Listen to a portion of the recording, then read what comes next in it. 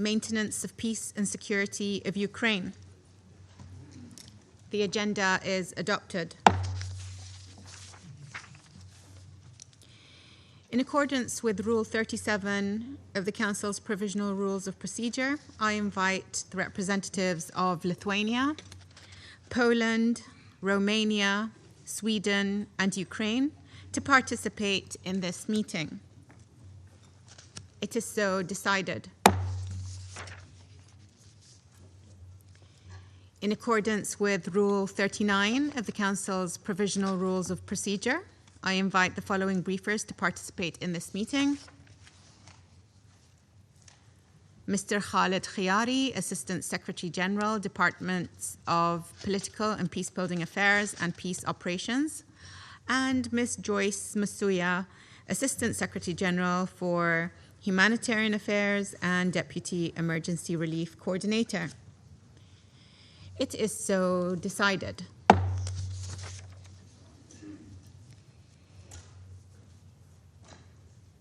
Invitation under Rule 39. In accordance with Rule 39 of the Council's Provisional Rules of Procedure, I also invite Her Excellency Ms. Hedda Samson, Deputy Head of the Delegation of the European Union to the United Nations, to participate in this meeting. It is so decided. The Security Council will now begin its consideration of Item 2 of the agenda.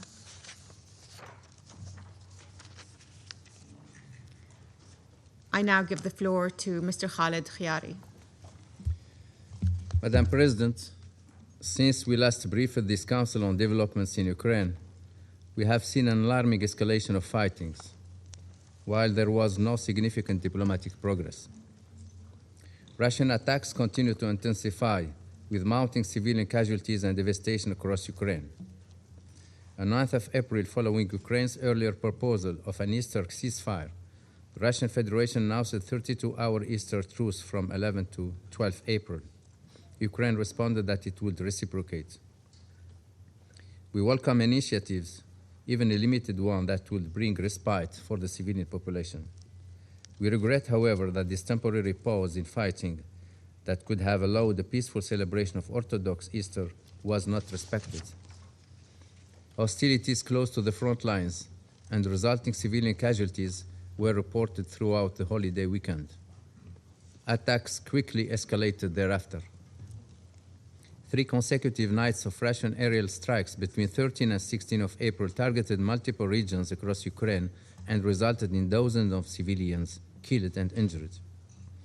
On the night from 15 to 16 April, the Russian Federation launched its deadliest attack so far this year, targeting Odessa, Dnipropetrovsk, Kyiv, Sumy, and Kharkiv regions. In the city of Odessa and Dnipro, residential buildings were hit, reportedly killing at least 9 and 5 people respectively. In total across the country, at least 20 people, including at least 1 child, were reportedly killed and dozens more injured by this attack. Madam President, of greatest concern is the ever-increasing loss of civilian life resulting from continued attacks. Last month alone, at least 211 civilians were killed and 1,206 injured in Ukraine, according to the Office of the High Commission for Human Rights. In total, since February 2022, OCHR has verified that at least 15,578 Ukrainian civilians, including 784 children, have been killed. Another 43,352, including 2,668 children, have been injured. In the Russian Federation, local authorities, including in the Kursk, Belgorod, and Bryansk regions bordering Ukraine, have reported increasing civilian casualties.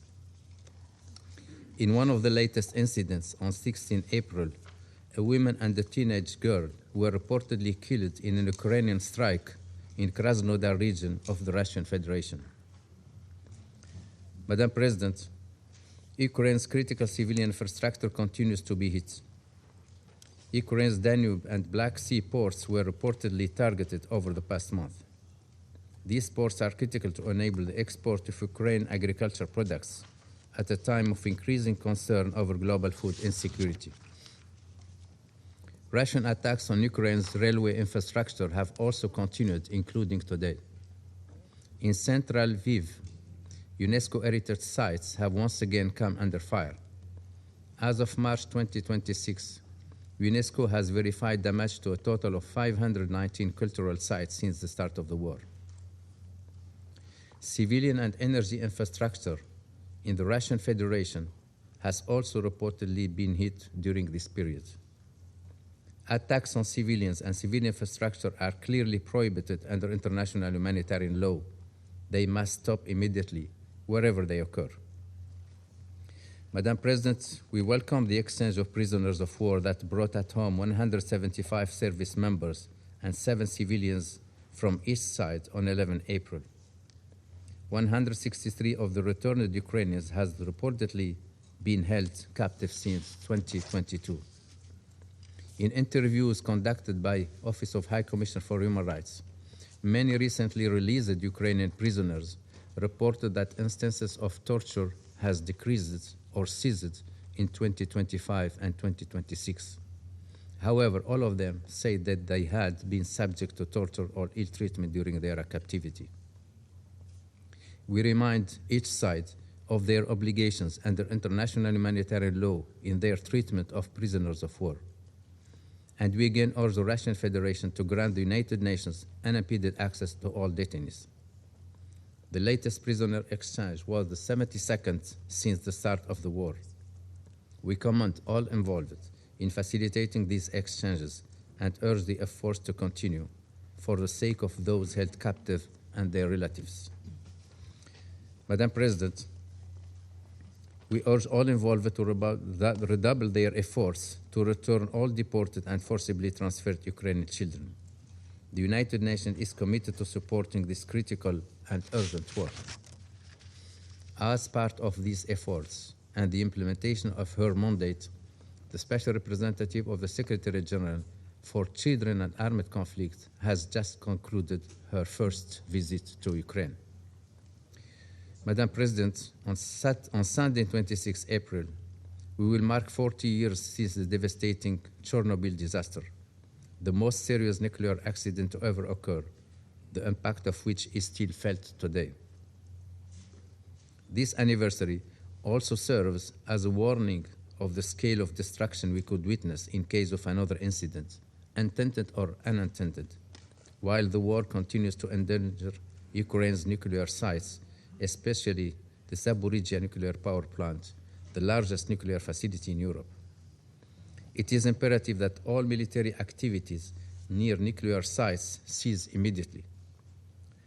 We also urge both sides to fully cooperate with the ongoing efforts by the International Atomic Energy Agency to ensure safe and secure operations of the Zaporizhzhia nuclear power plant, including its access to uninterrupted power supply. Madam President, 5 years in, the Russian Federation's full-scale invasion of Ukraine continues to test international law, drive deepening divisions, and undermine the broader rules-based multilateral order. Beyond the immediate conflict zone, the war has heightened regional tensions and insecurity, with drones reportedly sighted this month in Estonia, Latvia, Lithuania, and Finland. We must remain steadfast in our commitment to ending this war, guided by the principle and obligations set out in the United Nations Charter. Building on the efforts undertaken by the United States, it is essential that the international community maintain sustained attention and coordinated diplomatic engagement aimed at securing a full, immediate, and unconditional ceasefire. Such efforts must lay the foundations for a just and lasting peace in Ukraine, in accordance with the United Nations Charter, international law, and the relevant resolution of the United Nations. We cannot afford the risk of the conflict spiraling out of control with ever higher human costs and unpredictable consequences for us all. The United Nations stands ready to support all meaningful initiatives that can help bring an end to the suffering and advance the prospects for peace. Thank you, Madam President. I thank Mr. Hiyari for his briefing. I now give the floor to Ms. Joyce Mssuya.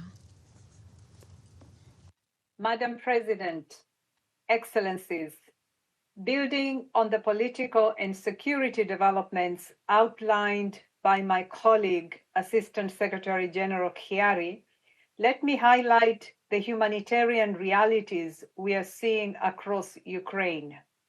Since we last briefed this council 1 month ago, attacks have intensified and civilians continue to bear the brunt. Missile, drone, and artillery strikes have hit residential areas, public transport, energy systems, and port infrastructure. Hostilities over the weekend caused civilian casualties and damage to homes and other civilian infrastructure on both sides of the front line. A massive wave of overnight strikes last week affecting Dnipro, Kiev, and Odessa killed over 21 civilians and injured over 140 people. The week before, a strike hitting a public bus in Nikopol in broad daylight killed 4 people and injured 16 more. Homes damaged once are hit again. Schools and essential services remain under immense strain.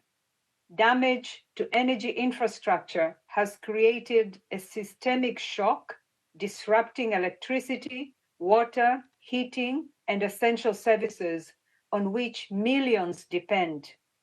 Power outages on both sides of the front line are compounding hardship for already vulnerable communities.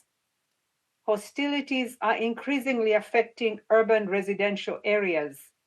The geographic spread of strikes is widening. Damage to key access routes is further constraining civilian movement and limiting the reach of humanitarians. Madam President, continued damage to energy infrastructure is expected to have far-reaching humanitarian consequences through the summer months and into the next winter season. International humanitarian law is clear. Civilians and the infrastructure essential to their well-being must be protected. Medical facilities, energy systems, and water services on which civilians depend must be spared. Attacks that disrupt these systems deepen humanitarian needs and prolong human suffering. Humanitarian partners are supporting urgent repairs to energy networks, housing, health services, and water systems, while preparing for summer pressures and the next and 5th winter since the 2022 escalation of this war. Madam President, humanitarian needs remain vast even as diplomatic efforts continue. Despite ongoing hostilities, we and our partners continue to support communities close to the front line wherever access allows. Mobile teams continue to provide healthcare, mental health, and psychosocial support and other essential services. Just last week, an interagency convoy facilitated by OCHA delivered essential hygiene supplies to more than 600 people, including children and older persons, in a frontline community in Mykolaiv Oblast, exposed to constant shelling. Another interagency convoy reached Kherson. Humanitarian partners also continue to help evacuate people from frontline communities. In recent days, hundreds of civilians, including many children, have been assisted to reach safer locations and supported through transit centers. However, our access remains constrained in some areas due to the intensity of hostilities, and many vulnerable civilians still remain in areas close to the front line. Madam President, the growing use of armed drones is creating a daily dilemma for humanitarian actors: how to remain present where needs are greatest while keeping their staff safe. To teams regularly report drone strikes affecting their operations. Humanitarians must be protected and their work facilitated so they can provide relief to civilians in need wherever they are located in accordance with humanitarian principles. As we have repeatedly underscored before this Council, respect for the rules of war and the protection of civilians is not optional. It is a legal obligation. Madam President, the Global Humanitarian Overview, launched last December, is a snapshot in time. In Ukraine, however, needs continue to evolve and increase. Humanitarian partners are prioritizing those facing the greatest risk, but needs continue to outpace resources. Of the 10.8 million people requiring humanitarian assistance this year, millions remain beyond our reach. Nearly 3/4 of the $2.3 billion needed to assist the targeted 4.1 million people, nearly 1 in every 8 Ukrainians remain unfunded. That's almost $1.7 billion still to be funded. The regional refugee response also requires substantial funding. The paucity of funding has direct consequences for people's lives. It determines whether communities can access essential services, whether displaced families can access shelter support, whether people living close to the front line can receive life-saving assistance before conditions deteriorate further. Without early and sustained financial contributions, humanitarians are forced to scale back assistance precisely when needs are surging. Timely funding reduces vulnerability. Delayed funding increases it. Madam President, my 3 asks are not new, but they remain urgent. First, use your influence to ensure respect for international humanitarian law and accountability when it is violated. As the Interagency Standing Committee underscored last week in a joint statement on ending impunity, even wars have rules. Civilians, including humanitarian personnel and the critical infrastructure on which civilians depend, must be protected. Second, and connected to the first, ensure safe, rapid, unimpeded, and sustained humanitarian access to civilians in need across all areas of Ukraine, including those living in areas currently under the control of the Russian Federation. We must be able to reach all civilians, including and especially in areas close to the front line in need. Third, provide timely funding. Delays reduce what can be delivered and prolong hardship for civilians. For millions of people across Ukraine, the impact of the war is very real and constant. Protection, access, and timely financial contributions are a lifeline for the most affected people as efforts toward a just and lasting peace continue. Thank you. I thank Ms. Msouya for her briefing. I now give the floor to those council members who wish to make statements. I give the floor to the representative of Latvia. Thank you, Madam President. I thank ASG Hіарі and ASG Msouya for their briefings. Madam President, over the past month, Russia has launched some of the most vicious attacks of its barbaric war of aggression against Ukraine. During Orthodox Easter, Ukrainian civilians had only 32 hours free from terror. One night without Russia's long-range drones, missiles, and guided bombs. Predictably, yet regrettably, since then, the Russian leadership has escalated its barbaric brutality. Just 9 hours after our last Security Council meeting on Ukraine on 23rd of March was over, Russia launched the largest drone attack ever recorded in the history of modern warfare. In 24 hours, 948 drones struck Ukrainian cities. As verified by the UN Human Rights Monitoring Mission in Ukraine, this attack killed at least 6 people and injured almost 100. The strikes also hit a maternity hospital and damaged a 16th century monastery, a UNESCO World Heritage Site. March marked yet another record month of civilian casualties, most occurring in Ukrainian cities and towns far away from the front line. And deplorably, on 16 April alone, Russia once again launched over 700 drones and missiles against Ukrainian cities, killing at least 20 people and injuring over 100 in its deadliest attack this year. Since February 2022, Russia has launched a staggering number of aerial attacks against Ukraine. At least 94,344 long-range strike drones and missiles. As verified by World Health Organization, Russia has conducted at least 2,881 attacks affecting healthcare facilities, ambulances, and medical warehouses in Ukraine. Madam President, Russia, a permanent member of this Council with a special responsibility to uphold the UN Charter, continues to wage an unprovoked and illegal war against Ukrainian civilians and civilian infrastructure.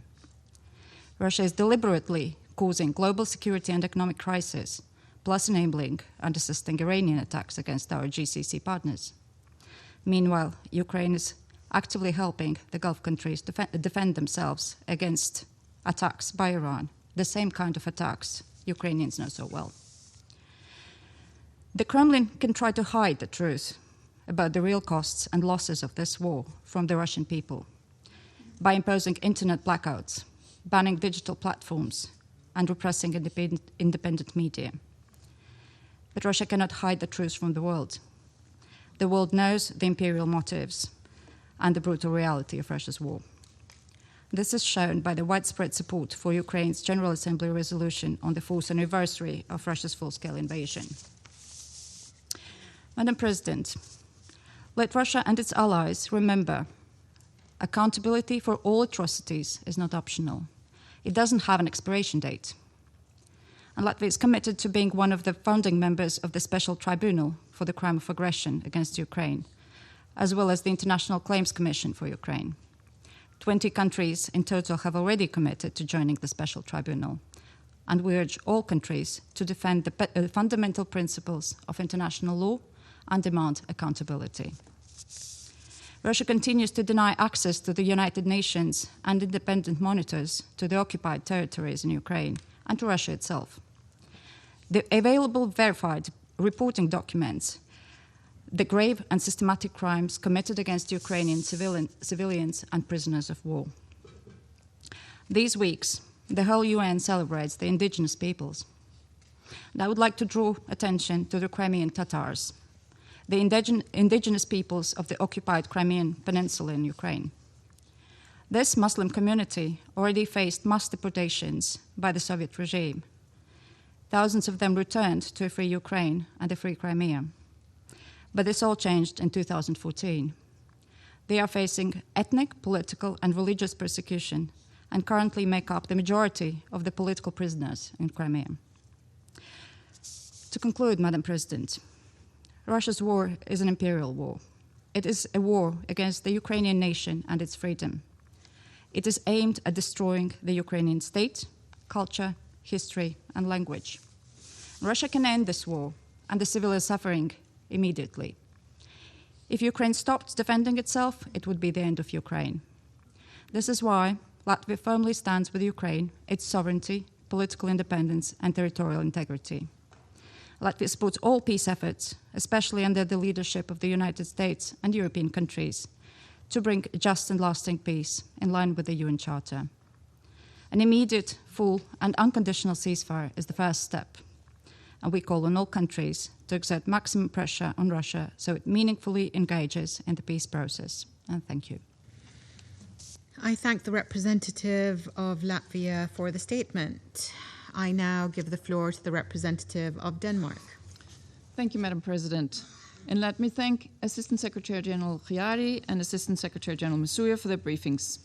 I also welcome the participation of the permanent representative of Ukraine to this meeting. And I wish to express my deepest condolences to the families of the victims in the horrible shooting in Kyiv this past weekend. Madam President, our brief and sobering accounts remind us that while the eyes of the world may be on the Middle East, the longest war on European soil since the World War II continues, away from the headlines, but no less devastating for Ukraine's civilians. This past month has marked some grim milestones. 1,500 days since Russia's full-scale invasion of Ukraine, and 4 years since unveiling the horrors of Russia's brutal massacre in Bucha, which Denmark joined its EU partners in Bucha to commemorate on 31st March. In the past weeks, we witnessed, however, a faint and sadly fleeting glimmer of hope. Following repeated calls by Ukraine, Russia announced a 32-hour Easter ceasefire. There was an exchange of prisoners, and the Ukrainian authorities declared that its forces would only respond if there were Russian strikes. That hope, however, was instantly undermined, as the Ukrainian authorities reported thousands of ceasefire violations throughout the 32-hour period. This tells us, once again, that the international community should not be persuaded by empty declarations. We should only be persuaded by actions, and these actions tell a different and desperate story, one of deflection rather than any meaningful step towards peace. Madam President, this cynicism by the Kremlin that we witnessed with the so-called Easter ceasefire is not new. For over a year, Kyiv has been offering an immediate, unconditional, and comprehensive ceasefire. But now it's clear that this is the essential first step towards a just and lasting peace. Russia, on the other hand, has time and time again chosen escalation over good faith engagement. Over the last month, Russian strikes continued to rain down over Ukraine's cities and along the front line. The UN reports that civilian casualties increased by 49% from February to March alone. The mass drone and missile attacks last week killed at least 20 civilians and injured up to 100, revealing a new and increasingly deadly Russian tactics.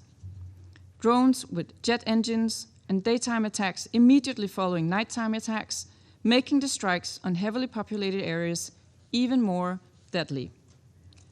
Madam President, Russian attacks on Ukrainian civilians have been a feature of the full-scale invasion since the earliest days. Justice will come for the victims across Ukraine, those who died in mass killings, those who endured torture, sexual violence, and forced deportations. And it will come for the survivors who carry the physical and mental scars every day. We will not forget them, and we will not abandon them. There must be accountability for the international crimes committed by Russia in this brutal campaign to destroy an independent Ukraine. Denmark fully supports the efforts by the International Criminal Court and the Independent International Commission of Inquiry on Ukraine, as well as the work to create a special tribunal for the crime of aggression against Ukraine and an International Claims Commission for Ukraine. Madam President, in closing, around this table, we need to be clear in calling this a war of choice. We call again on President Putin to finally end the war that he started. We do so, however, fully aware that so far there are no signs of his willingness to choose peace. We therefore also call on the international community to increase pressure to finally end the killing and destruction, to support a comprehensive, just, and lasting peace in line with the UN Charter. Anything less would be a failure of our responsibility. I thank you. I thank the representative of Denmark. I now give the floor to the representative of France. Merci, Madame la Présidente. Madame la Présidente, je remercie tout d'abord First and foremost, wish le to sous-secrétaire général thank aux the affaires Assistant politiques, Secretary General Híarí, for et Madame la political sous-secrétaire peace building générale affairs, aux affaires Secretary Híarí, humanitaires, and the Джойс Assistant Secretary General for Msуя, Humanitarian Affairs, Джойс pour leurs Msуya, interventions for édifiantes. their illuminating briefings. They serve as a reminder, yet another reminder, of the fact that as the ceasefire in the Middle East and Lebanon have facilitated construction of peace and have been doing so, the Russian Federation, which has been for more than 4 years waging a war of aggression, has rejected the immediate, comprehensive and unconditional ceasefire that the international community has demanded. Far from being a step towards a just and lasting peace, the ephemeral Easter truce, which was not respected along the front lines, gave way to sustained Russian strikes targeting all Ukrainian soil. Last Wednesday night, nearly 650 drones and 44 Russian missiles struck the country, killing more than 20 people, wounding more than 100 people. The Ukrainian president nevertheless proposed pursuit of the ceasefire beyond the Orthodox Easter holiday. And yet, once again, as is always the case, the Russian Federation obstinately sought to continue to sustain its war of aggression and to continue to wage it. Instead of facilitating de-escalation, Russia called for civilian infrastructure not to be targeted at the General Assembly on 16 April during its explanation of the veto. And yet, when it comes to civilian infrastructure, Ukraine proposed a moratorium for Russia regarding attacks targeting civilian infrastructure. We see the Russian response to this proposal on the ground, international humanitarian law, and the principles thereof, particularly those of distinction, precaution, and proportionality must be applied under all circumstances. Instead of engaging in efforts towards the de-escalation, Russia continues its maneuvers of seeking to reverse responsibility, and it voices concern about the enhancement of European defense efforts. On the 15th of April last, the Russian foreign minister cautioned against what he called, and I quote, the danger of militarization of the European Union. On that same day, the Russian defense minister sought to intimidate the Europeans by threatening their industrial operations and defense technologies. All parties are aware of the realities of efforts and the efforts of each party related to defense. This rhetoric has neither curtailed our staunch support for Ukraine's legitimate resistance, which I applaud, nor has it diminished our determination to contribute to strategic European autonomy. We will continue to deliver assistance to Ukraine both bilaterally and through the European framework, which remains more unified than ever before. A path towards peace exists, and it is incumbent upon the membership of the Security Council to help those who seek to embark upon them to do so. When it comes to the ceasefire, we have learned, we call upon Russia to join the broad international consensus which brings together the Secretary General of the United Nations and the overwhelming majority of member states from all continents to finally apply an immediate, full, unconditional ceasefire. The resolution adopted in 24 last by the General Assembly by a broad majority calls for this categorically, and it is incumbent upon all members of the Security Council to pool efforts and to join them with those of the Secretary General as for negotiations under the aegis of the United Nations, which we will continue to support. Principle, it is time for the Russian Federation to engage not through gesticulations or false steps, but through tangible commitment. France intends to contribute to constructing peace in Europe through dialogue in good faith alongside partners within the coalition of the willing and guaranteeing peace. We will continue to work assiduously to that end. Thank you.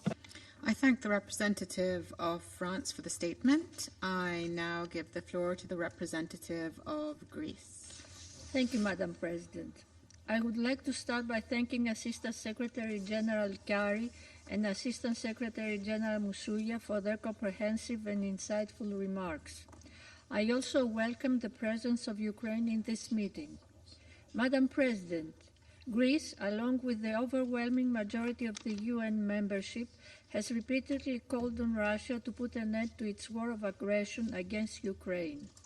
In full respect of international law, including the UN Charter, international humanitarian and human rights law, it is regrettable that these calls have been ignored by Russia. Official UN numbers have once more dimmed our hope for peace. As we have just heard by our briefers, casualties in Ukraine keep increasing. March was the deadliest month for civilians since last July, and casualties in the first quarter rose by 20% compared with last year, which had already registered more casualties than in the year before. And once more, casualties among children number in the dozens. March also marked a record high in the use of aerial weapons against Ukraine, which constitutes the primary cause of civilian casualties. Even worse, the outlook for this month is also bleak, with dozens of civilians dead and hundreds injured. Time and time again, we have condemned in the strongest terms the deliberate targeting of civilians and civilian and critical infrastructure as a serious violation of international humanitarian law. We reiterate the same point today. Thousands of Ukrainians have left their homes also this year, as their lives are upended by war. International humanitarian law dictates that all parties to conflicts must take every possible measure to spare civilians from harm and to protect them as they go about their daily lives. We also call on Russia to end violations of international humanitarian rights law and international humanitarian law regarding forcible transfers and deportation in the temporarily occupied territories of Ukraine, as verified in the latest OHCHR report. On the issue of the deportation and unlawful transfer of Ukrainian children, we welcome the recent visit of the SRSG for Children and Armed Conflict to Kiev. And we call on Russia to ensure their safe and unconditional return to Ukraine pursuant to the General Assembly resolution adopted last December. Madam President, peace in Ukraine is long overdue. Greece supports all diplomatic efforts to achieve peace. We also welcome the U.S. facilitated direct peace talks, which have yet to resume since February. Signs of bilateral engagement, direct or indirect, with regard to the latest exchange of prisoners of war on April 11 are of course very welcome, but not sufficient. We call for the next steps of this engagement, starting with a full ceasefire as necessary first step towards a comprehensive, just and lasting peace. A peace that will be firmly based on international law and the UN Charter and in full respect of Ukraine's sovereignty, independence, and territorial integrity, within its international recognized borders, rejecting any change of borders as a result of the use of force. Lastly, Madam President, we emphasize that no peace agreement can be viable without the full consent of Ukraine and the direct involvement of Europe, and without credible and enforceable security guarantees to prevent the recurrence of war. I thank you. I thank the representative of Greece for her statement. I now give the floor to the representative of Liberia.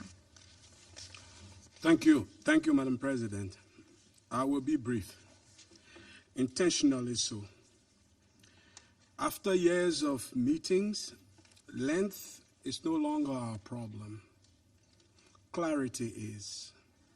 The lack of a resolution is. Talking at one another has reached its limits. Reasoning with one another has not. I thank my colleagues who joined in requesting this briefing. And also thank Mr. Khaled Hіарі, Assistant Secretary General for Political and Peace-Building Affairs and Peace Operations, as well as Ms. Джойс Мсуя, Assistant Secretary General for Humanitarian Affairs and Deputy Emergency Relief Coordinator, for their briefings. I welcome the distinguished permanent representative of Ukraine to the chambers. Madam President, more than 4 years into this war, we continue to meet with familiarity. Yet, the facts before us grow heavier, not fewer. As we just heard, The fighting persists. The human suffering worsens. Claims of military progress multiply. Civilian loss accumulates. If momentum is asserted by all and protection is delivered by none, then repetition has become the order of the day to replace purpose.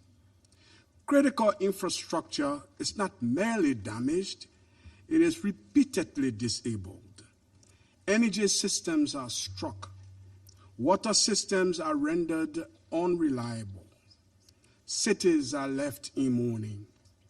This cannot be understood as incidental harm. Children are bearing the deepest cost, not only through death or injury, but through time itself. Schooling interrupted, care interrupted, and lives shaped by instability rather than by choice.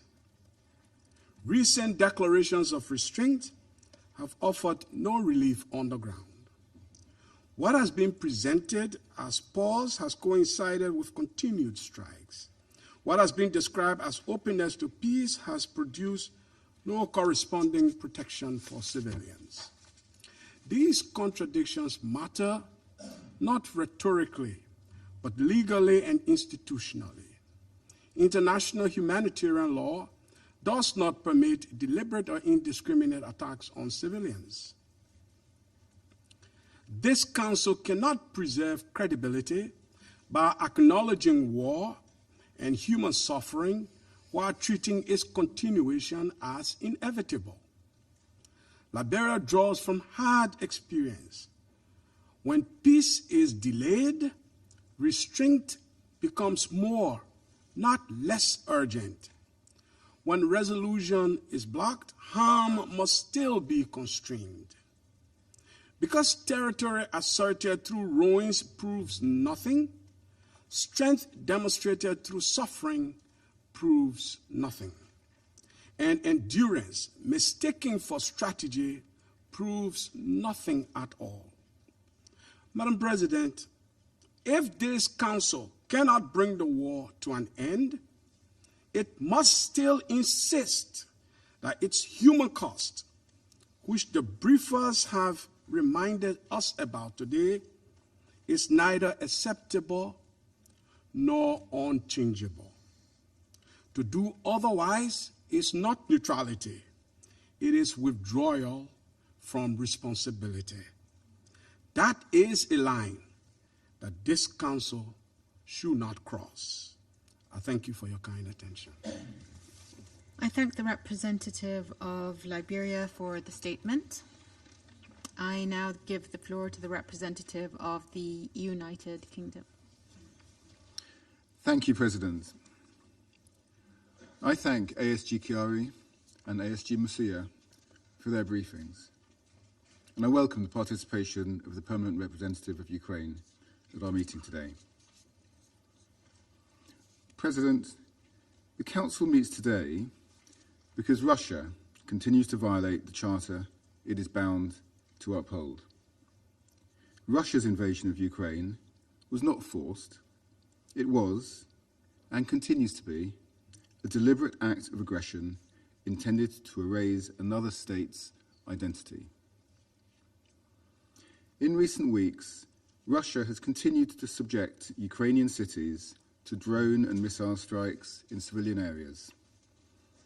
Last Wednesday night, 17 civilians were killed and at least 98 more injured in an attack involving 659 drones and 44 missiles. Despite talk of an Easter ceasefire, so far this month, Russia has launched more than 200 drones a day, on average, exceeding even March's record levels. A full, immediate and unconditional ceasefire is essential. That is what the Secretary-General has called for, and that is what the General Assembly called for just a few weeks ago. Russia has been aided in its war on Ukraine by its military partnership with Iran. This is an operational relationship that results in weapons and weapons technology spreading their lethal consequences across regions, from Ukraine to the Middle East, in direct defiance of the UN Charter and this Council's resolutions. The result of this war will have consequences not only for Europe, but for the rest of the world. If Russia succeeds in showing the world that borders can be changed by force in Ukraine, it sets a very dangerous example. So what we say in this chamber matters. In Ukraine, Russia is the aggressor. Russia is the one that must show restraint, that must de-escalate, that must engage in meaningful dialogue. How we engage as a council will shape not only the outcome in Ukraine, but the rules that govern our collective security. And I thank you. I thank the representative of the United Kingdom for the statement. I now give the floor to the representative of Colombia. Gracias, señora Thank you, Presidenta, Madam President. por la convocatoria de esta Thank you for sesión. convening this session. Agradezco al I would secretario like general to thank adjunto the del Assistant Departamento de Secretary Asuntos General of the Políticos y de Department of Consolidación de Political and Paz y Peace-Building Operaciones de Affairs Paz and de Peace Naciones Operations Unidas, of the así United como la Nations, secretaria as general well as adjunta the de Assistant Asuntos Secretary Humanitarios y General for coordinadora Humanitarian adjunta del Affairs Socorro and de Deputy Emergencia Emergency Relief de las Naciones Coordinator Unidas por of sus the United reportes Nations y for their saludo a las reports, delegaciones que and nos I would like to acompañan a la greet sesión de the hoy. delegations that have joined La us for situación today's en session. Ucrania The situation in Ukraine continues to deteriorate and has a devastating impact on the civilian population in a context characterized by grave violations to international humanitarian law. Last week's attacks, where 21 civilians were murdered, including a child, also affected schools. Also affected schools, residential buildings, and civilian infrastructure in cities such as Odessa, Kherson, Dnipro, and Kiev. They are clear examples of these violations. We would like to express our most sincere condolences to the victims and their families. This pattern is persistent and is reflected in the dramatic rise of civilian victims throughout the month of March, almost double the amount of victims registered in February. It is also a source of deep concern, the fact that we are evolving towards a war of attrition, which is increasingly dominated by the use of drones and low-cost technology that contributes to prolonging and intensifying human suffering. Since the beginning of the war, Colombia has condemned in the strongest terms attacks against civilians and civilian objects. This includes hospitals, ambulances, healthcare staff, dwellings, schools, and basic infrastructure.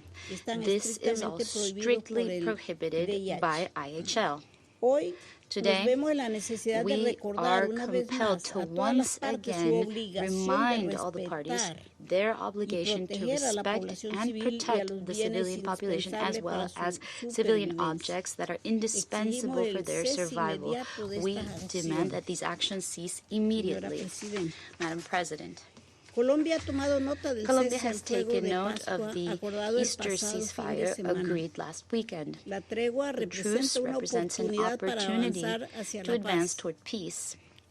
In this respect, Colombia welcomes the recent exchange of 175 prisoners of war and civilians, which was facilitated by the mediation efforts of the United Arab Emirates. This achievement, which is significant and deeply human, shows that even in the midst of confrontation, it is possible to make progress through tangible gestures of trust.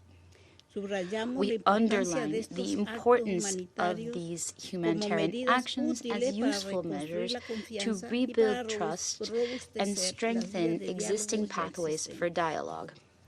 Nevertheless, we regret that the ceasefire was limited in time, as well as reports of violations on both sides through attacks, bombardments, and drone strikes. This highlights the urgency of deepening efforts to achieve a political solution that addresses mutual concerns and leads to a peace agreement directly negotiated by the parties, which is acceptable to both of them.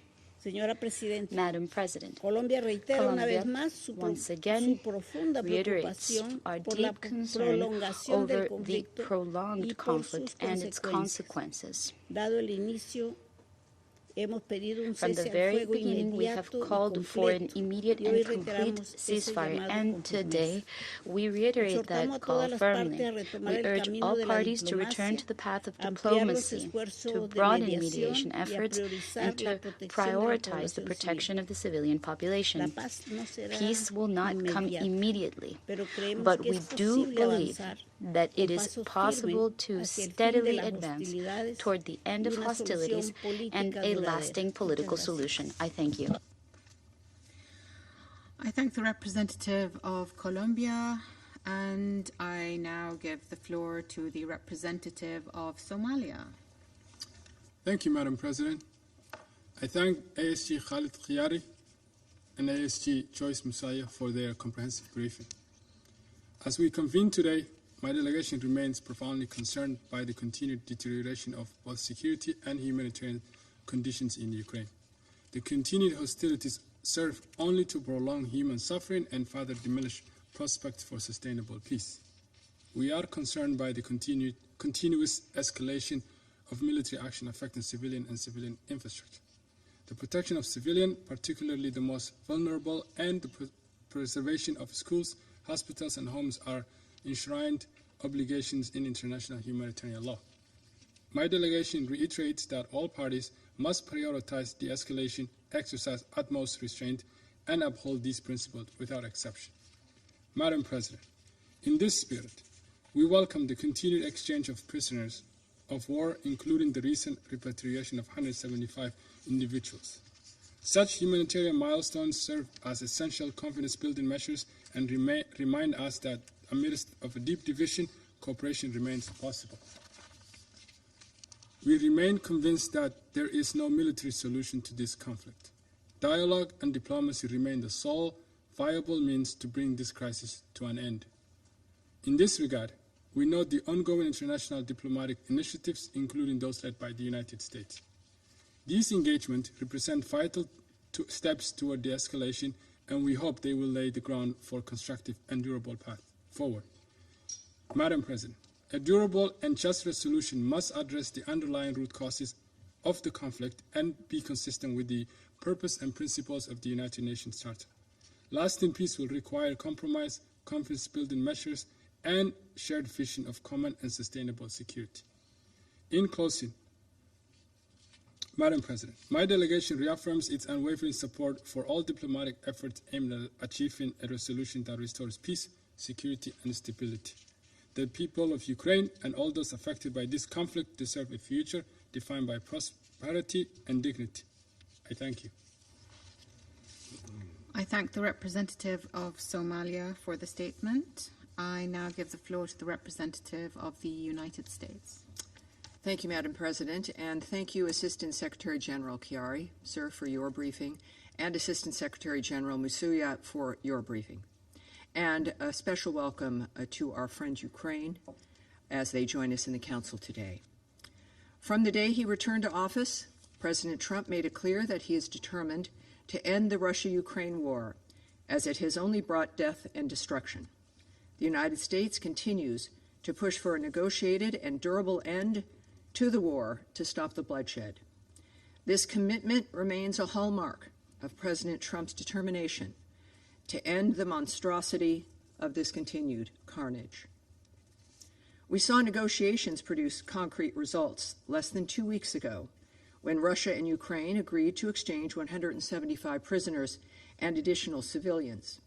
The United States supports these and earlier exchanges as one step toward durable peace. As a further step, the United States calls on Russia to return all Ukrainian children it has unlawfully deported to Russia, as well as those it has forcibly transferred within occupied Ukrainian territory. In support of this effort, which is a significant concern for First Lady Melania Trump and is centered in her advocacy, the U.S. will fund a $25 million assistance program to aid the return of these Ukrainian children forcibly transferred or deported to Russia or Russian-controlled territories. Our dedication to the safe return of those children remains unwavering. The United States continues to reinforce the need for global support for President Trump's efforts to advance durable peace. The United States remains committed to shared prosperity, including through our commitment to the U.S.-Ukraine Reconstruction Investment Fund, which represents the United States' economic stake in securing a free, peaceful, and sovereign future for Ukraine. We call on all UN member states to play a constructive role in bringing this war to an end, including by ending support that enables Russia's prosecution of this war and encouraging both sides toward negotiated settlement. Specifically, we urge China to immediately stop supplying Russia the dual-use goods and material components that enable its war effort. The DPRK must also stop providing munitions, including ballistic missiles, to Russia for use against Ukraine, which violates UN Security Council Resolutions 1718 and 1874 that Russia itself voted for. Iran provides yet another example, as it has supplied Russia with hundreds of attack UAVs and UAV technology for use in Ukraine, including transfers before October 2023 in violation of UN Security Council Resolution 2231. And in September of 2024, Iran began delivering hundreds of close-range ballistic missiles to Russia. Nor should the Council forget that Russia has supplied Iran with critical military equipment over the past year, delivering combat aircraft, helicopters, armored vehicles, and other arms, some of which violate UN Security Council Resolution 1929. Russia's military support to Iran endangers the security of the Gulf cooperation countries. We call on Russia to abide by the resolutions of this Council as a permanent member and encourage both Russia and Ukraine to negotiate a durable end to the war. Thank you, Madam President. I thank the representative of the United States for the statement. I now give the floor to the representative of Panama. Muchas gracias, Presidenta. Thank you very much, Agradecemos al President. Secretario General Adjunto Khaled Híari y a la señora Джойс Msуя, Secretaria General Adjunta de Asuntos Humanitarios, por su valiosa información de la situación sobre el terreno. Reconocemos, además, la participación de las distinguidas delegaciones que nos acompañan hoy en sala. Panamá expresa su profunda frustración ante la falta de avances reales hacia el fin de este conflicto. Resulta cada vez más difícil justificar ante quienes sufren esta guerra que la comunidad internacional continúe reuniéndose para describir una tragedia que perdura desde hace ya 4 años. Sesión tras sesión, analizamos cifras que reflejan incrementos en las muertes, escuchamos informes y reiteramos nuestras posiciones, mientras que la violencia continúa, se profundiza y la población civil sigue pagando el precio más alto en esta guerra. Esta normalización del sufrimiento es en sí misma inaceptable. La urgencia de un cese al fuego debe asumirse como un compromiso inmediato, sostenido y verificable. Hoy, el campo de batalla no distingue entre objetivos militares y civiles.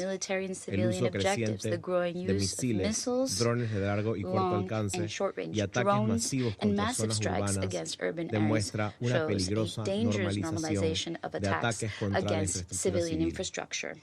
Las cifras más recientes son claras.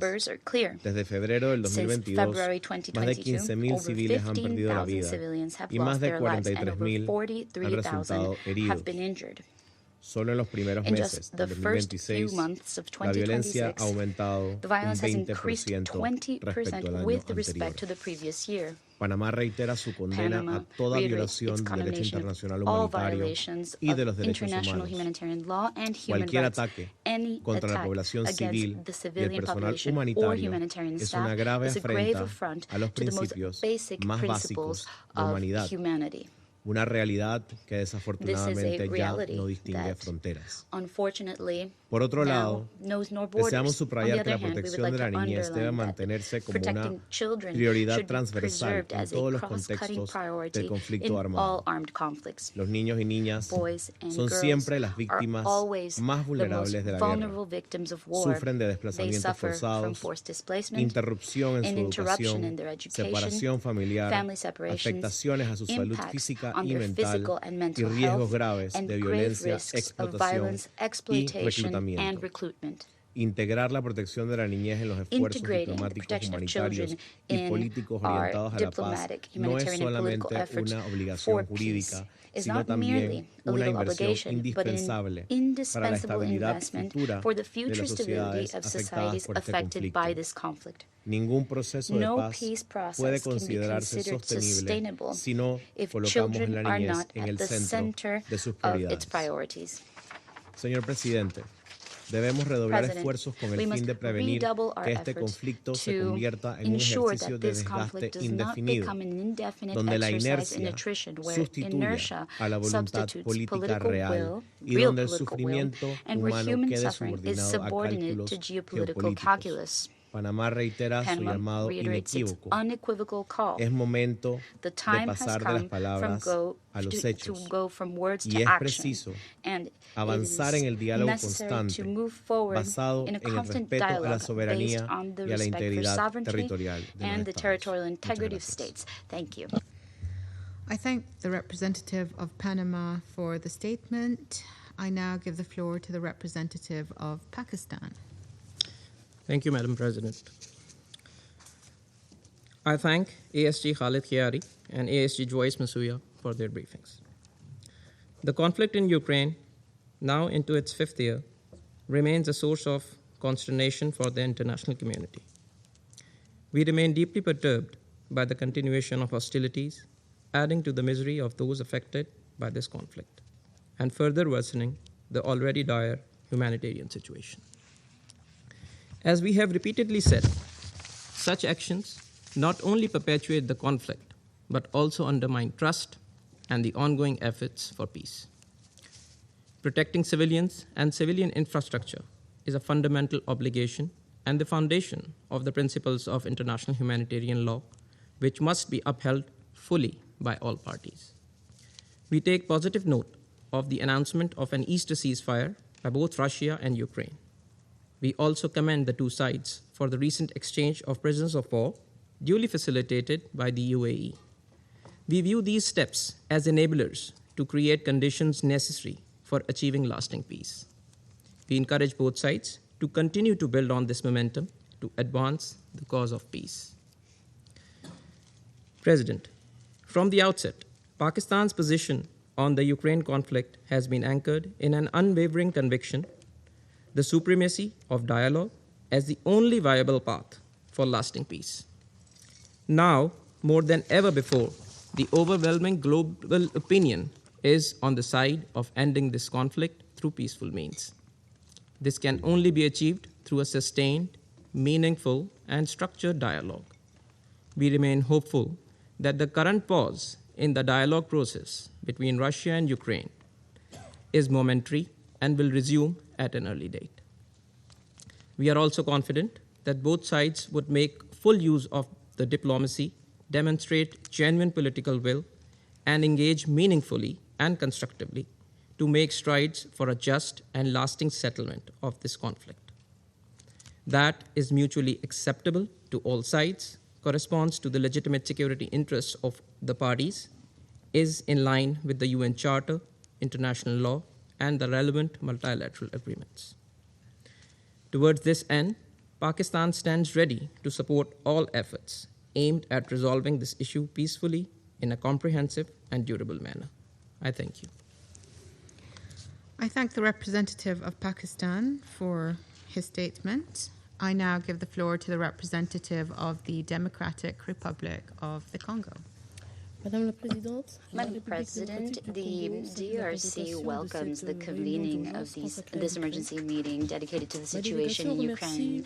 My delegation would like to thank the Assistant Secretary General, Mr. Khaled Hhiari, and Assistant Secretary General Джойс Msуя for their statements.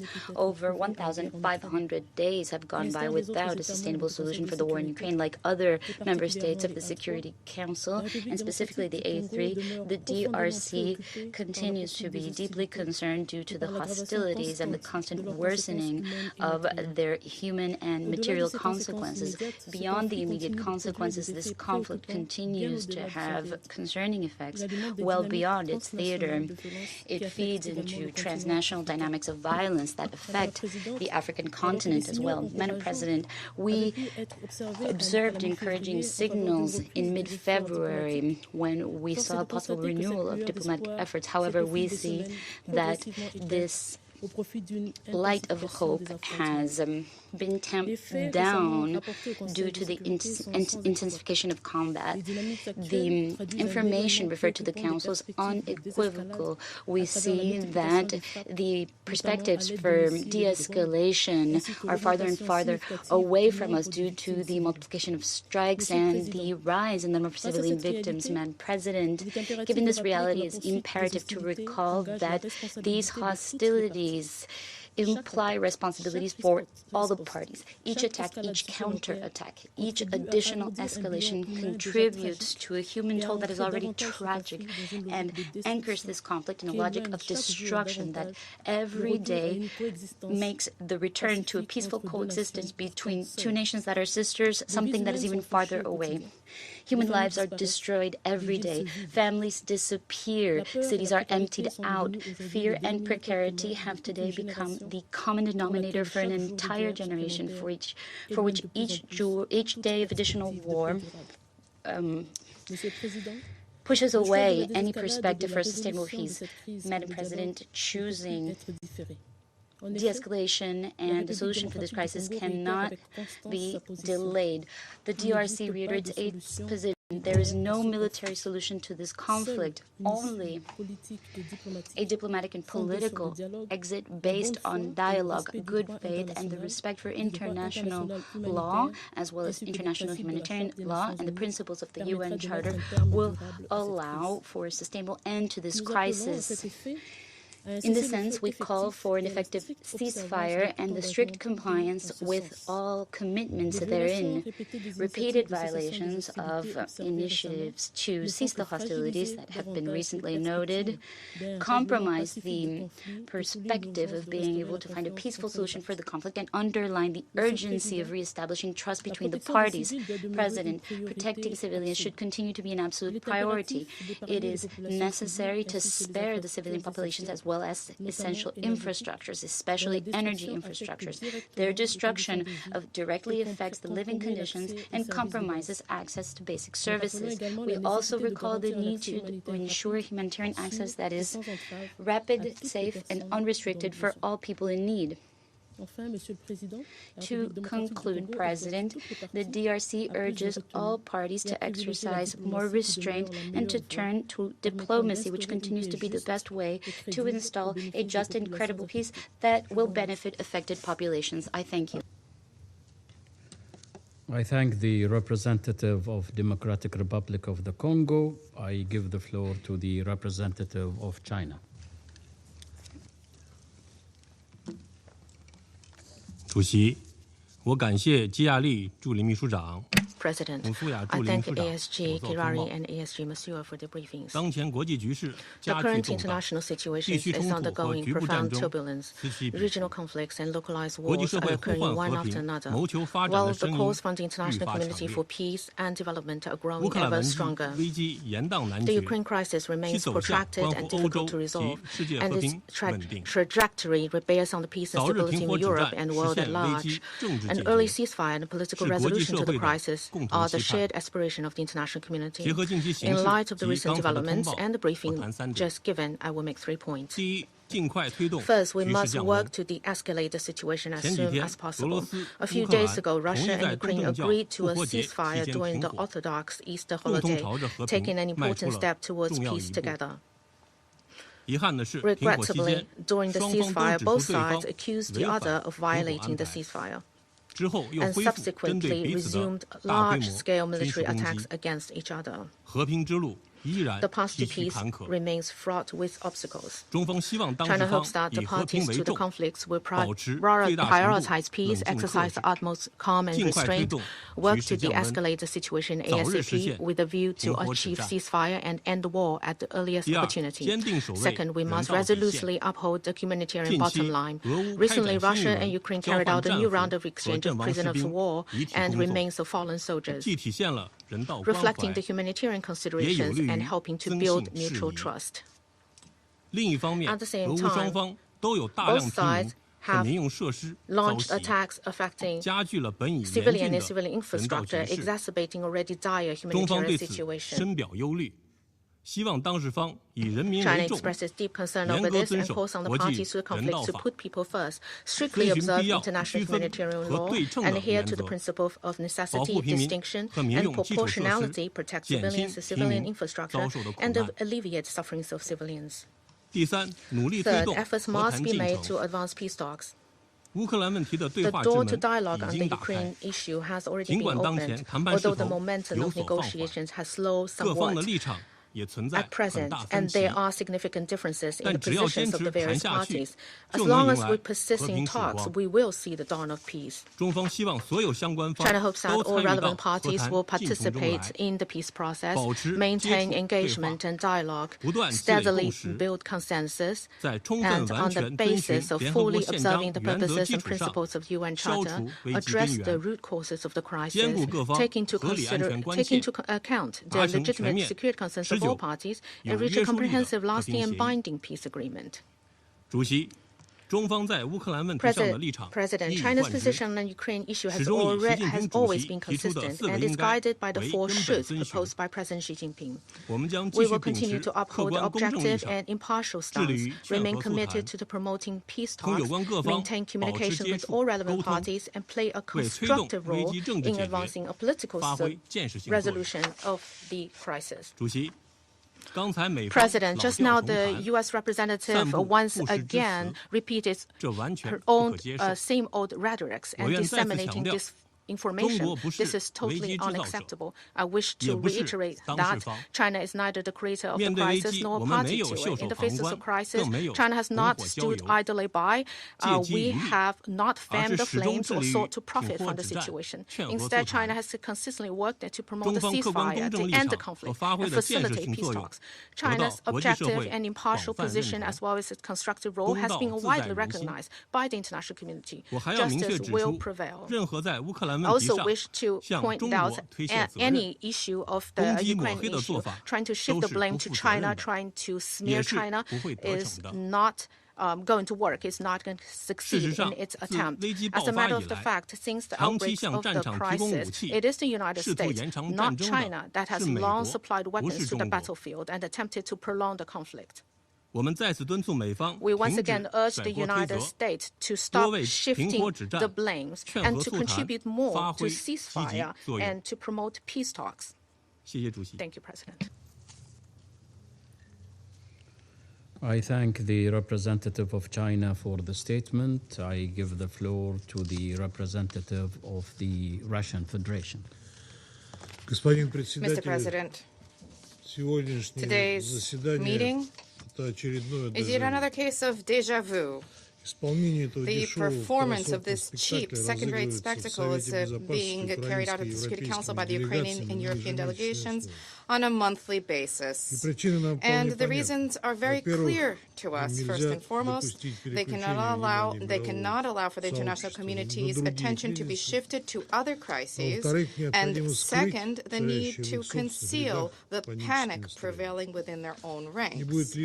And booing their own spirits is not unwelcome either. Zelensky is perfectly aware of the fact that the definitive sidelining of the Ukrainian file in international politics, owing to escalation in the Middle East, is significantly reducing the profits reaped from his tours around European states. Apparently, he thought that he would be able to endlessly and effortlessly solicit cash from his Western sponsors, intimidating them with the idea that the UAF is the only barrier to Russia's march on Europe.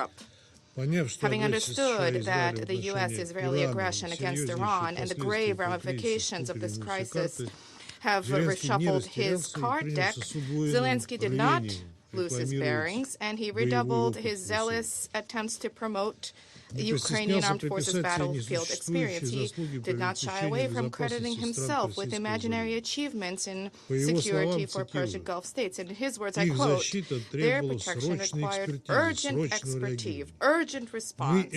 We provided for this. The Ukrainian expertise worked. Everybody has recognized that.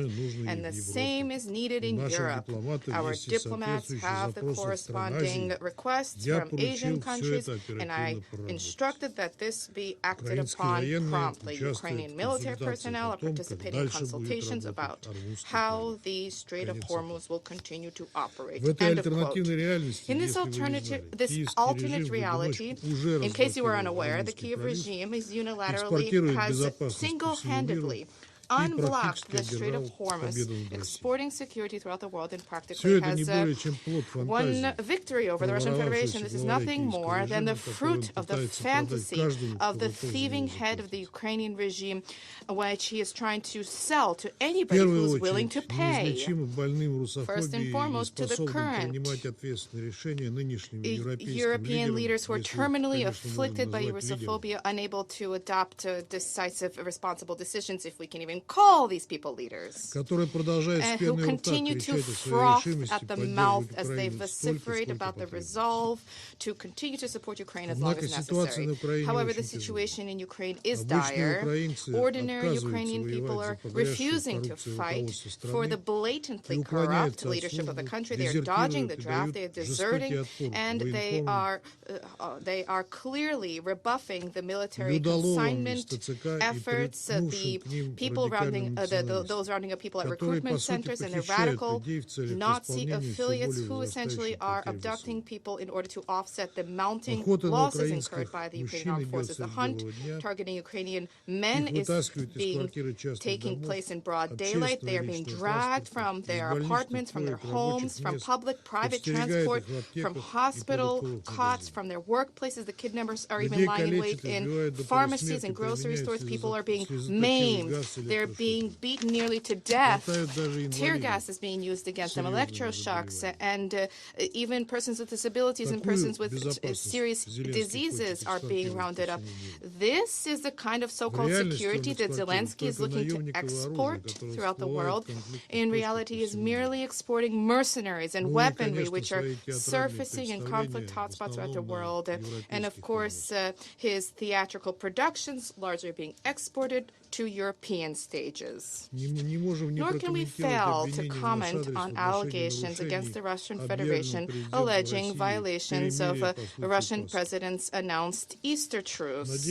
We hope that this measure did indeed allow for the vast majority of Orthodox worshippers to peacefully celebrate the holy day.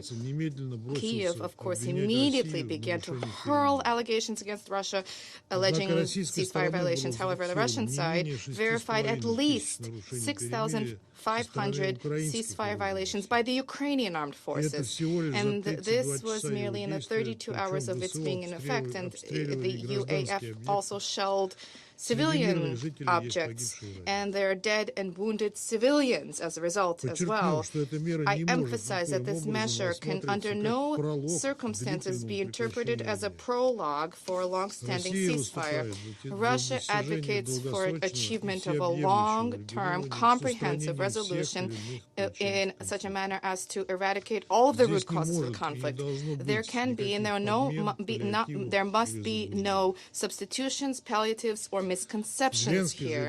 And Zelensky and the majority of European leaders are striving not to attain peace, but rather to prolong the war, and this is the main reason for which the Ukrainian crisis remains unresolved to this day. And even though European delegations today on camera are shedding crocodile tears about the myriad woes and travails besetting the Ukrainian people, in reality, the Ukrainians' plight is of no concern to them whatsoever. Late last week, the Chief of Defense of the Belgian Armed Forces, Frederick Van Sina, in an interview stated that Ukraine is gaining time in order to prepare European countries for war with Russia. And this is precisely what Kyiv is being paid money for and receiving credit for.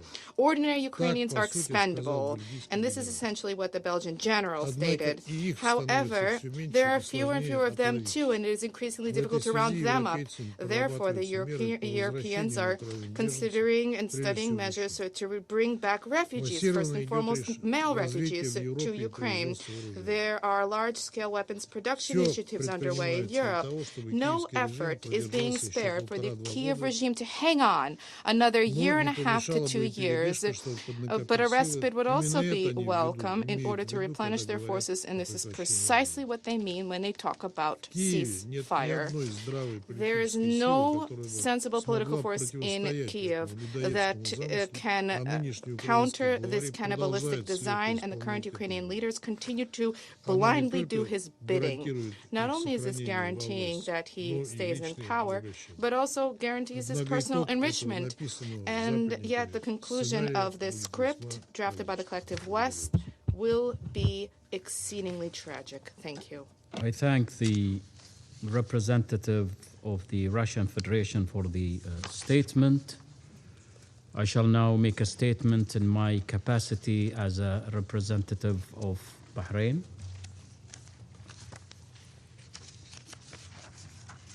بداية أرحب بسعادة السيد At the outset, I welcome His Excellency Khaled Hiyari, Assistant Secretary General for the Middle East and Asia and the Pacific, and Ms. Joyce Msuya, Assistant Secretary General for Humanitarian Affairs and Deputy Emergency Relief Coordinator. And I thank them both for their valuable briefings to the Council today. Excellencies, the widespread suffering resulting from the ongoing conflict in Ukraine continues unabated, casting a heavy shadow over civilians and infrastructure.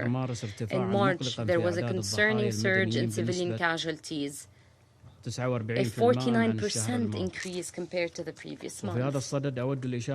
In this regard, I wish to highlight the following points. One, on the protection of civilians. The Kingdom of Bahrain emphasizes the critical importance of ensuring full protection of civilians and exercising constant care to spare them from military operations, ensuring that civilian facilities and infrastructure are not made targets of attacks. We also reiterate our firm commitment to upholding international law, including international humanitarian law and the United Nations Charter.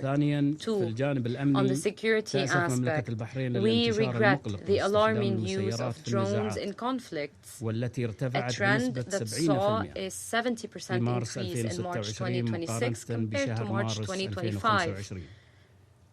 As these drones inflict severe damage upon civilian and vital infrastructure and pose a direct threat to civilian lives. We have witnessed the impact of attacks on critical infrastructure in various regions in the world, including the Gulf, where the Islamic Republic of Iran continuously targeted critical infrastructure and civilian sites. This constitutes a grave and unlawful threat to the safety of civilians, as well as to regional and international energy and food supplies, in blatant disregard of Iran's obligations under international humanitarian law, Security Council Resolution 2817, and Human Rights Council 61/1. We warn against the use of drones, which may fall into the hands of non-state actors, thereby exacerbating instability and posing a long-term threat to international peace and security. 3. On the diplomatic front, we commend the efforts of all countries and states striving to mediate in order to achieve the peace, security, and stability that demand our immediate attention and action. These efforts aim to avert an escalation of crises by seeking diplomatic solutions through dialogue and negotiation. We hope to see positive progress in the negotiations between Russia and Ukraine. In this context, we commend the United States of America, the Kingdom of Saudi Arabia, the United Arab Emirates, and the State of Qatar for their role in facilitating various mediation efforts. These initiatives bridge the gap between the two sides by resolving differences and settling disputes through peaceful means, thereby enabling the international community to move closer to a long-awaited solution that fosters stability in Europe and upholds international peace and security through the proposal of realistic and sustainable solutions. In conclusion, we stress the need for a political and lasting settlement to end the Russian-Ukrainian war and alleviate its humanitarian repercussions in line with the principles of international law, the United Nations Charter, and Security Council Resolution 2774. Thank you so much.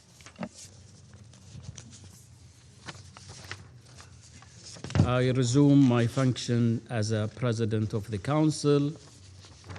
I give the floor to the representative of Ukraine. Mr. President, distinguished members of the Security Council, I wish to thank the Presidency of Bahrain for convening this meeting and express my gratitude to the delegates of Denmark, France, Greece, Latvia, Liberia, and the UK for supporting Ukraine's request. I further thank the distinguished briefers, Assistant Secretary General Mохамед Халед Хіарі and Assistant Secretary General Джойс Мсуя for their sobering presentations and testimonies. Once again, in this chamber we have heard shocking and unbearable facts of Russia's systematic war crimes and crimes against humanity perpetrated against the civilian population in Ukraine. All this evidence, so meticulously documented by the UN mission, will, I'm convinced, become a key foundation for future judicial proceedings and the prosecution of all perpetrators of these outrageous crimes. And the moment of accountability will come much sooner than many expect. Regarding the alleged civil victims that the Russian authorities have claimed, I have to stress that these data could not be duly verified by the independent UN bodies. Ukraine does not attack civilians. Mr. President, more than 1,500 days have passed since the beginning of the Russian Federation's full-scale military invasion in Ukraine. The Russian armed forces have continued to deliberately and systematically attack the civilian population of Ukraine and target critical civilian infrastructure using ballistic and cruise missiles, guided aerial bombs, multiple launch rocket systems, and deadly Shahed drones, resulting in significant casualties and destruction. Russian drones hunt civilians like in a vicious video game. They strike ambulances, they hit emergency personnel and firefighters, they hit OCHA staff, as we just heard from the briefing of ASG Msuya. Just between March 30 and April 13, Russia launched over 3,600 strike UAVs, nearly 1,350 guided bombs, and more than 40 missiles against Ukraine, killing at least 70 civilians and injuring more than 400 people. And last week brought no relief from the Russian terror, Moscow used over 2,360 strike UAVs, more than 1,320 guided bombs, and nearly 60 missiles against Ukraine, killing and injuring dozens of innocent people. On April the 14th, a Russian strike on the center of the city of Dnipro claimed the lives of 5 civilians and left 27 others injured. On the night of April 15, Russia carried on one of the deadliest attacks against civilians using more than 700 ballistic and cruise missiles and drones. Kyiv, Odessa, Kharkiv, Dnipro, Zaporizhia, Kherson regions came under massive attack. At least 17 civilians were killed and dozens wounded. Among those killed in the capital was a 12-year-old boy. I could continue this vast catalogue of new Russian war crimes, but regrettably, for some in this chamber, these horrific facts have been reduced to little more than routine wartime statistics and do not evoke the harsh reaction necessary to put Russia in its place. This indifference must end. Mr. President, before I proceed with my statement, I wish to once again briefly debunk the baseless accusations and propaganda that we heard last time and today from the mouths of Russia's representative. To be frank, it is not easy for any person guided by common sense to provide a rational response to these Russian flows of distorted narratives and fabrications. Ignorance in this regard might seem the most natural response to the constant stream of lies that Russia has been spreading in this chamber, also today. But this stance has created the illusion that what the Russian delegation says may have some factual basis, which is completely wrong. So let me expose at least some of the groundless claims that we just heard in Mr. Nebenzia's statement.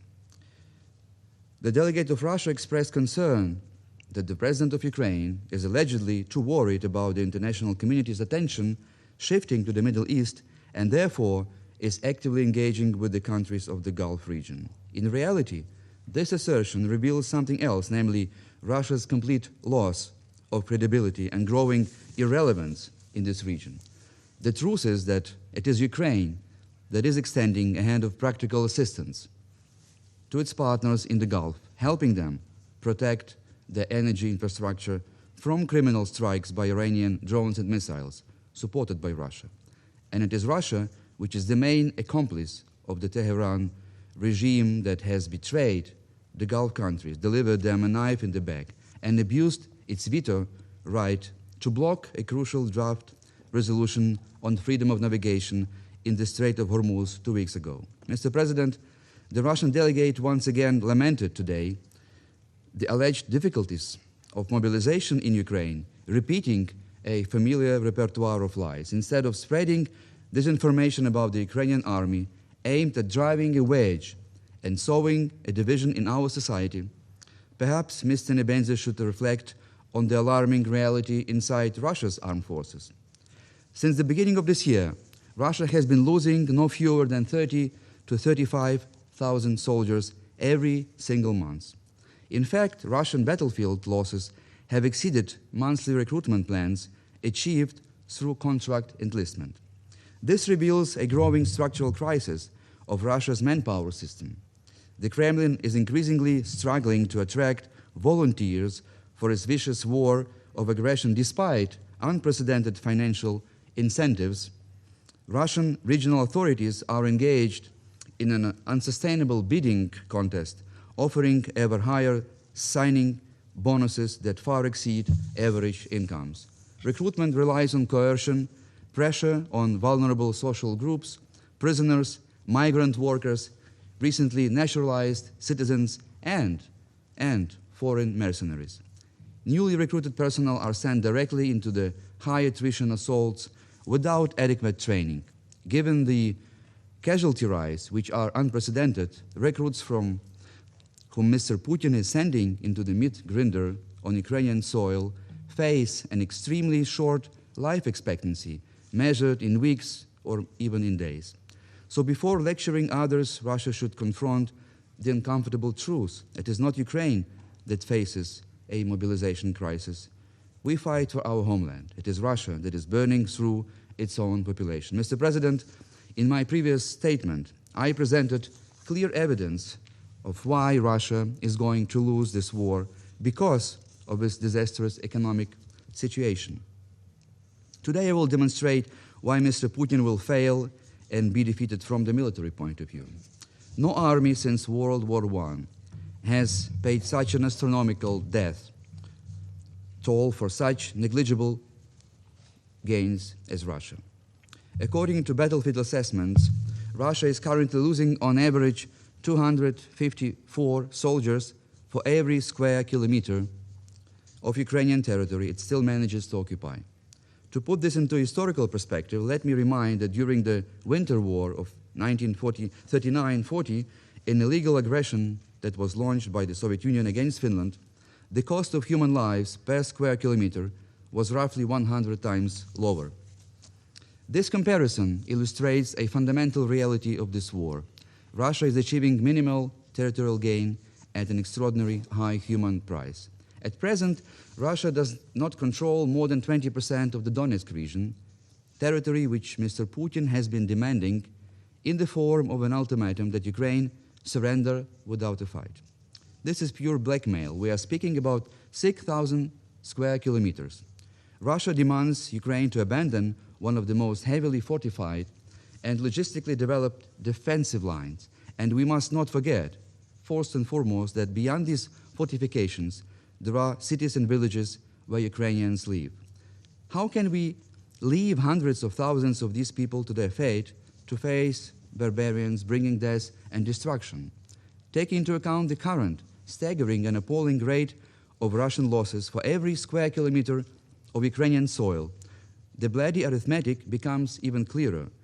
The calculation is very simple. Just multiply 6,000 by 254 dead soldiers for each square kilometer. According to this brutal logic of war, in order to seize the whole territory of Donbass, of the Donetsk region, by military means, Mr. Putin would have to send at least another 1.5 million soldiers to their death. This mathematics is truly mind-boggling.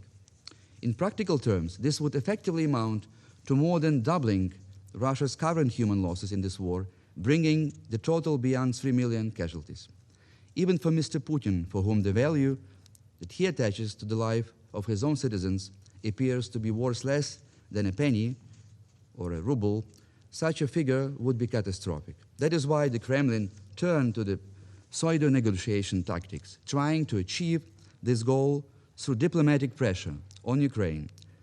But it is not going to work. If one were to apply the current rate of Russian casualties to Mr. Putin's real objective, which is occupying the entire territory of Ukraine, the conclusion becomes almost unimaginable. It would imply that Russia would have to sacrifice over 122 million soldiers to reach this goal. Let me repeat, 122 million soldiers that will have to die in order to achieve Mr. Putin's bizarre dream of conquering Ukraine. And let me remind this Council that Russia's current population is about 140 million, a population already in dramatic demographic decline. It is quite difficult, using all imagination, to describe the expected loss of more than 122 million Russian lives as a glorious victory, isn't it? Besides, as I noted, not without irony in my previous statement, given the snail's pace of Russia's military advances, this inglorious victory would take only 183 years. Well, Mr. Putin seems to be a military genius with this brilliant war strategy, doesn't he? But even he, with all his megalomania, cannot fail to understand this insane objective of capturing the whole of Ukraine is one he will never, ever be able to achieve by military means. So instead of conquering Ukraine, Mr. Putin appears more likely to destroy Russia itself. Against the backdrop of massive military losses, a collapsing economy, and growing internal social turmoil, the territorial disintegration of Russia may become only a matter of time. And it is precisely for this reason that Mr. Putin is raising the stakes in this ferocious game, issuing ultimatums and addressing US mediators, demanding that Ukraine voluntarily withdraw from the Donetsk region as a precondition for any peace talks. I wish to reiterate once and for all that Ukraine rejects any type of ultimatum. We will never, ever abandon a single square millimeter of our soil, and we will never, ever abandon any of our fellow citizens. Mr. President, let me remind the Council that Russia is, at least for the time being, the largest country on the planet with 17.1 million square kilometers. So, 6,000 square kilometers of the Donetsk region that Putin wants represent just 0.03% of Russia's territory. I repeat, 0.03%. Can anyone in this chamber explain Russia's obsession with seizing yet another few square kilometers of Ukrainian land? Mr. Putin wants to convince American mediators and the broader international community that peace itself hinges on Ukraine's voluntary surrender of the Donetsk region, and that once this demand is met, Russia will at last be happy and internal peace will follow. Does anyone seriously believe this fairy tale? We don't. What is the purpose of this relentless war of conquest when only about 1% of Russia's vast territory is populated and developed, while the remaining 99% are largely neglected and at best partially exploited for natural resources extraction? Moreover, during the 26-year rule, Mr. Putin has effectively abandoned his population, many of whom still struggle with the most basic standards